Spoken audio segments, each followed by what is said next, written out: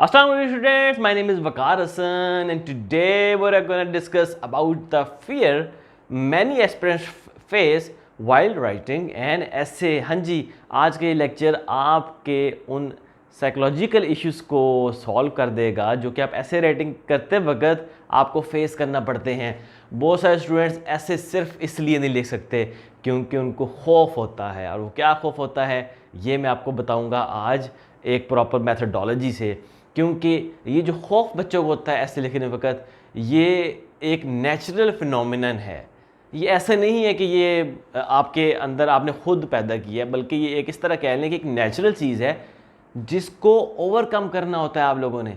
और ऐसे राइटिंग में अगर आप ऐसे ना लिखें तो ज़ाहिरी बात है आपकी वो स्किल डेवलप नहीं होती, और उस स्किल डेवलप ना होने में जो बड़ा किरदार है वो आपके माइंड का होता है। तो कुछ टर्मिनोलॉजीज़ मैं आपसे डिस्कस करूंगा और आपको बताऊंगा कि ऐसे राइटिंग में आज के बाद आप कैसे अपना जो मसला है फियर का उसको ओवरकम कर सकते हैं, और कैसे आप आइंदा आने वाले एसेज में अपने अंदर एक कॉन्फिडेंस पैदा कर सकते हैं कि आप किसी भी टॉपिक पे लिख लो बैठ के।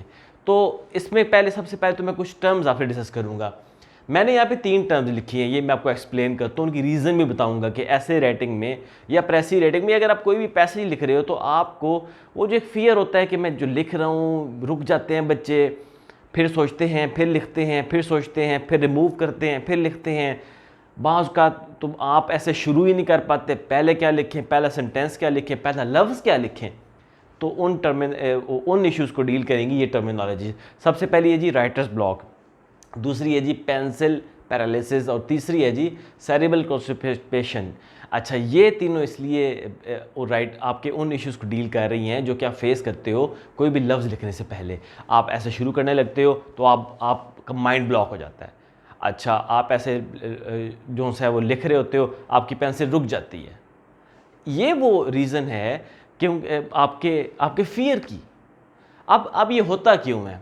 होता ये इसलिए है, ये जो तीनों चीज़ें मैंने लिखी हैं, राइटर्स ब्लॉक, पेंसिल पैरालिसिस और सेरिब्रल कॉन्स्टिपेशन, क्यों होते हैं?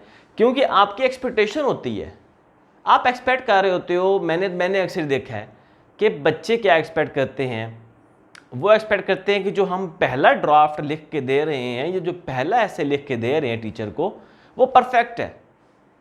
और अगर मैं अपनी बात करूँ, अगर गलतियाँ हम पॉइंट आउट कर दें बच्चों की तो वो डिप्रेस हो जाते हैं।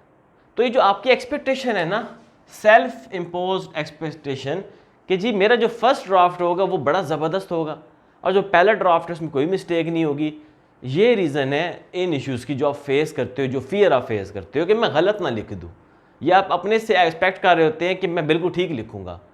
तो उस एक्सपेक्टेशन को पूरा करने के लिए आप क्या करते हैं, आपको इन इश्यूज़ का सामना करना पड़ता है, और आप बार बार सोचते हैं, बार बार रुकते हैं, आपका माइंड स्टक हो जाता है कि आपका माइंड कहता है कि पता नहीं आप ठीक भी कर रहे हो नहीं कर रहे। तो वहाँ पे आपका जो एक फियर का एलिमेंट है वो डेवलप होना शुरू होता है। तो ऐसे राइटिंग में जब आप फियर फेस कर रहे होते हैं तो उसकी बेसिक रीज़न आपकी वो एक्सपेक्टेशन होती है जो आप अपने से लगा के बैठे होते हो कि मेरा पहला ऐसे है, ये मेरा पहला ड्राफ्ट है, तो ये बिल्कुल मिस्टेक्स इसमें नहीं होंगी, ये बिल्कुल मैं परफेक्ट लिख लूँगा और मुझे लिखना चाहिए। तो सबसे पहली गलतियों से दूर भागना। इसका मतलब है कि जितना आप अपनी मिस्टेक से दूर भागते हैं उतना आप फियर में जाते हैं। अपनी मिस्टेक्स को पॉइंट आउट करवाया करो। आप ये मत किया करो कि मेरी मिस्टेक्स निकलेंगी तो क्या होगा। अभी तो टाइम होता है मिस्टेक्स पकड़ने का। हाँ, पेपर में ना हो, वो एफपीसी के पेपर में ना हो, उसके लिए आज हो। आज आपकी मिस्टेक्स होनी चाहिए, पॉइंट आउट होनी चाहिए, और आप खुल के लिखा करो ताकि आपको पता चले कि जो आप लिख रहे हैं, जो आपके अंदर से बाहर आ रहा है, वो कैसा है, उसमें से आपकी मिस्टेक्स क्या हैं, वो पॉइंट आउट होंगी तो नेक्स्ट टाइम आप ज़्यादा बेहतर लिखोगे। तो इन चीज़ों को ओवरकम करें, अपनी एक्सपेक्टेशंस को, अपने आप से जो आपकी उम्मीदें हैं उनको थोड़ा कम कर लें। कुछ नहीं होता, ठीक है। आप बहुत उम्मीदें लगा के रखते हैं अपनी राइटिंग से कि मेरी राइटिंग तो बहुत ज़बरदस्त है, नहीं होती। शुरू में टाइम लगता है इन चीज़ों पे, हर बंदे को टाइम लगता है। अच्छा, दूसरी चीज़, अब आपका दूसरे जो माइंड की गेम है ना, मैं वो आपको समझाता हूँ कि आपके जो माइंड वो कैसे रिस्ट्रिक्ट करता है आपकी क्रिएटिव थिंकिंग को। ये इश्यूज़ आप सब ने फेस किए होने, मुझे पता है कोई ऐसा स्टूडेंट नहीं होगा जिसने ये चीज़ें फेस न की हो।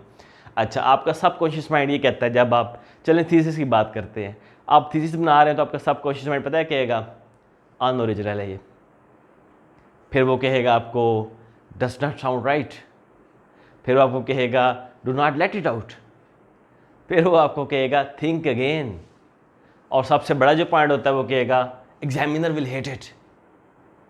तो ये वो बातें हैं जो आपका सबकॉन्शियस माइंड आपको बार बार बोल रहा होता है। और जब आप ऐसे लिख रहे हो, थीसिस लिख रहे हो, आपका सबकॉन्शियस माइंड बोलेगा आपको ये सारी बातें। अच्छा, फिर जब आप पैराग्राफ ड्रॉ कर रहे हैं तो ये आपका सबकॉन्शियस माइंड दोबारा आ जाएगा। कंक्लूजन ड्रॉ कर रहे हैं तो आपका सबकॉन्शियस माइंड फिर इन बातों के लिए आएगा, ठीक है, कि यार ये क्या कर रहे हैं आप ठीक नहीं लिख रहे, रुकें, देखें, एग्जामिनर को पसंद नहीं आएगा, ये गलत लिख दिया आपने, दोबारा लिख लें, कोई अच्छा आइडिया, इससे अच्छा आइडिया लेके आएँ, नहीं आएगा। आपकी जो राइटिंग होती है ये माइंड गेम होती है, आपकी माइंड गेम। सबसे जो पहली चीज़ है राइटिंग में वो एक्सेप्टेबिलिटी है किस चीज़ की, कि आप गलती करोगे। दूसरी चीज़ क्या है, दूसरी चीज़ है कि आपका बिलीव होना चाहिए अपने ऊपर कि जो आप लिख रहे हो वो ठीक है। अच्छा, अगर वो ठीक नहीं है तो जब आप एवेल्युएशन करवाते हैं तो आपको पता लग जाता है कि ठीक कैसे करना है। तो सबसे जो पहला सोल्यूशन आपको, मतलब इन चीज़ों का, ये जो फियर में आप अपने आप को रखते हैं, 6-7 महीने फियर में रहते हैं, फिर पेपर आ जाते हैं, पेपर में आपको ऐसे लिखना पड़ता है। तो भाई think positive about yourself and your ability to write. अपने आप के बारे में पॉजिटिव सोचो। और पॉजिटिविटी कैसे आएगी ये भी मैं आपको बता देता हूँ। आपकी पॉजिटिविटी आएगी जब आप क्रिएट करोगे कोई ड्राफ्ट।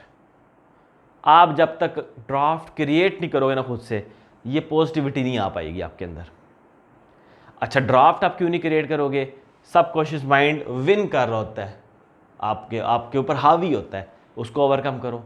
और उसको ओवरकम करने के लिए ग्रामर ठीक करो और वोकैबुलरी, न्यूज़पेपर पढ़ा करो तो वोकैब के वर्ड्स रिवाइज किया करो, ताकि तुम लोगों को एक्सप्रेस करने के लिए वर्ड्स हों, ठीक लिखने के लिए अच्छी ग्रामर हो, और अपने ऊपर बिलीव रखोगे तो आप यकीन करें कि आपकी जो माइंड गेम है वो बदल जाएगी। पहले ऐसे आपके ऊपर हावी होता था, अब आप ऐसे के ऊपर हावी होना शुरू हो जाओगे। आप किसी भी टॉपिक पे लिख लोगे। और ये भी बहुत इंपॉर्टेंट बात बताऊं, ये सबसे बड़ा फियर है जो आपका सबकॉन्शियस माइंड आपके ऊपर हावी कर देता है कि आप क्रैम किए बगैर ऐसे नहीं लिख सकते। इसको भी इन 3 टर्मिनोलॉजी से डिफाइन कर सकता हूँ इस पॉइंट को मैं, कि आप क्रैम किए बगैर ऐसे नहीं लिखते। क्यों?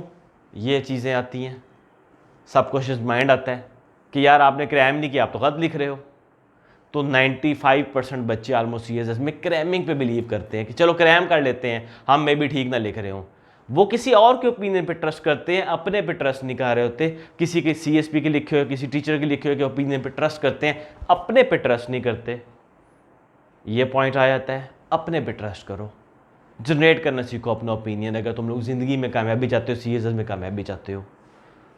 तो ये पॉइंट्स थे आपके सीएसएस में, मैंने इसलिए आपसे शेयर किए क्योंकि ये ऑलमोस्ट हर बच्चे का मसला है सीएसएस में, कि आप लोग ये चीज़ें फेस करते हो और बड़ा फ्रिक्वेंटली फेस करते हो। जब भी ऐसे लिखने बैठते हो, प्रेसे लिखने बैठते हो, इवन जब तुम लोग नोट्स बनाते हो अपने ऑप्शनल्स के, तब भी तुम लोग ये चीज़ें फेस कर रहे होते हो। तुम लोग कहते हो जी ये मैं लाइन का पॉइंट कैसे बनाऊँ, पूरी लाइन इंपॉर्टेंट है, पूरी लाइन लिख देते हो नोट्स में, हालांकि उनको श्रिंक करके पॉइंट्स में लिखना होता है। वो भी इन वजूहात की वजह से है। तो और बिलीव कैसे पैदा होगा? बिलीव फिर पैदा होता है प्रैक्टिस से। अब आप कहेंगे जी बिलीव कैसे पैदा करूँ, मैं कहाँ से लूँ सेल्फ बिलीव? वो होगा प्रैक्टिस से। जब आप विन करोगे पहली दफ़ा तो फिर सेल्फ बिलीव बढ़ेगा, दूसरी दफ़ा विन करोगे वो और बढ़ेगा, 8-10 दफ़ा विन कर लोगे ड्राफ्ट क्रिएट करके, तो फिर आपको इन चीज़ों से आप आगे निकल जाओगे, फिर आप लिखना शुरू कर दोगे और फिर आपको जो लिखोगे वो ठीक भी होगा। देखते रहें, सब्सक्राइब कीजिएगा और ये शेयर करें, ताकि बहुत सारे एस्पिरेंट्स होते हैं वो इन्हीं बातों में रह के पूरा साल गुजार देते हैं, उनको भी समझ आए कि ये कैसे ओवरकम करते हैं इस फियर को। Thank you so much.